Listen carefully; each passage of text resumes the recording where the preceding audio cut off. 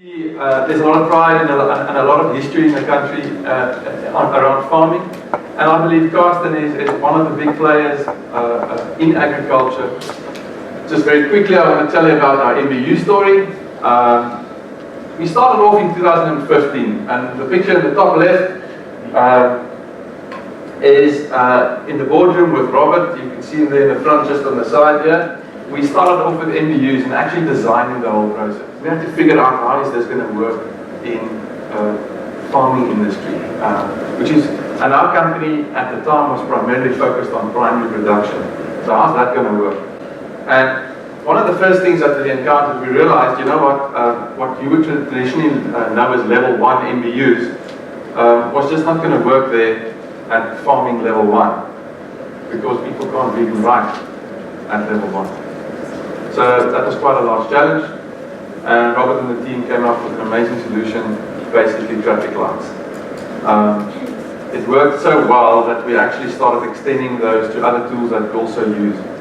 So for each and every crop that we have a little booklet where we basically have standards for each and every manipulation or action that we take in the vineyard or with the tree, how you prune them. There's very specific standards that you want, and that is part of the training every morning.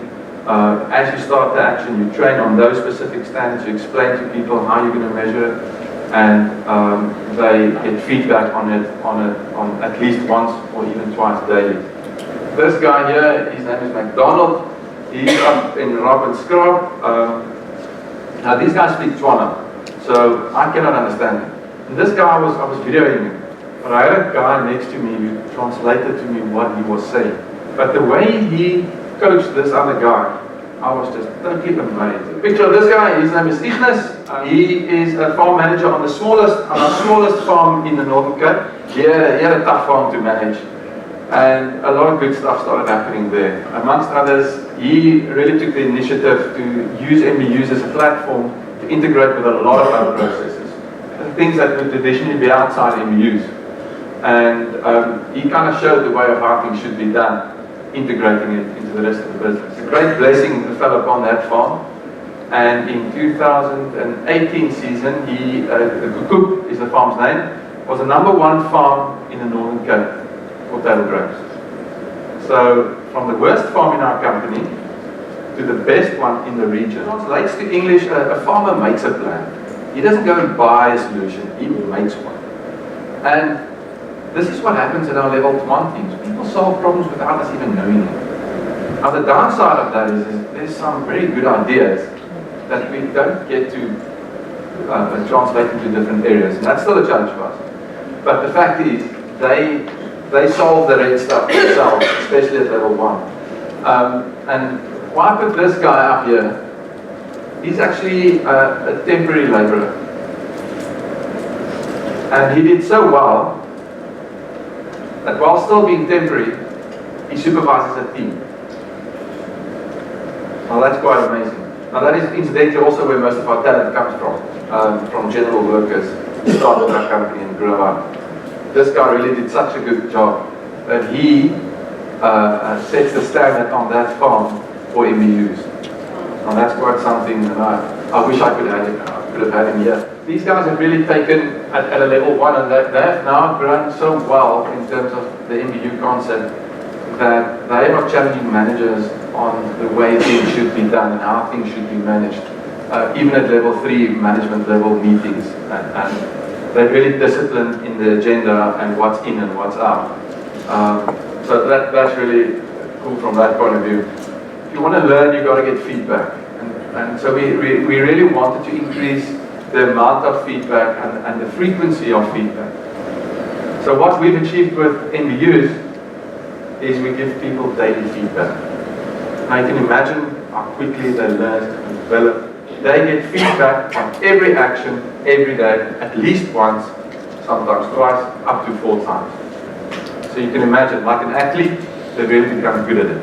As part of our True North process, in preparation for that, we got these teams together to do this values exercise. Just you find the person with the right values, you find people with the right history. And So there's a very simple tool of Leadership 360, which is really a situational leadership tool, where people are afraid to give feedback, especially to a boss. In Afrikaans, we would address an older man as uncle. It's a form of respect. So you don't give an uncle performance feedback on his leadership style. This has been a big change for us, where the uncle gets feedback. And he comes and asks you for it. He begs you for it, because he wants to improve. So we really were able to, with Leadership 360, position this person with high status and typically an older person in the team, more experienced, coming to ask the young guys for feedback. And it's been a major shift for us. And if you consider doing MBUs, those of you that have not done so, really do True North first. We did it later on in the implementation, but that really gives us a lot of direction in what we want to achieve. And initially we focused on a 12 to 18 month period. Now just to, True North is basically a one-pager summary of your business plan, very visual, written in a language that even a level 1 person can understand.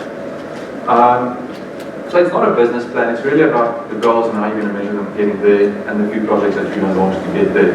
That's basically what's on one page. And we initially focused on an 18-month period. But then I learned that, you know what, that's too long. In farming, we are focused on seasons. So now we're right down to 3 months. When we do it through North, we break it down to a 3-month period. And that aligns very well with seasonal performance planning, and it links back very easily to daily performance feedback in terms of your 12-week plan and in terms of your business plan. So there's a good link there. We are working on new coaching review criteria. We are customizing the coaching review criteria for our business. We make it our own. We actually use it as standards for our business model, not just MBUs or Maikudere. It's not just a project or implementation standard. It's a business standard. So the initial focus is on practices, and then we coach people to achieve mastery in those practices, and the results come with maturity. In farming, you can do everything right, and nature doesn't play along, and you will not have success. You still got to do the right things. So initially you reward the practices, but in time you also reward the results. So it's not, the point is, it's not the results at all costs. We are also integrating the criteria with our other systems, and in business I've learned that this saying is so true from Peter Drucker, where he says culture eats strategy for breakfast. Your culture will carry you through the hard times, the good times. Your strategies might come and go. So what do you do to change your culture?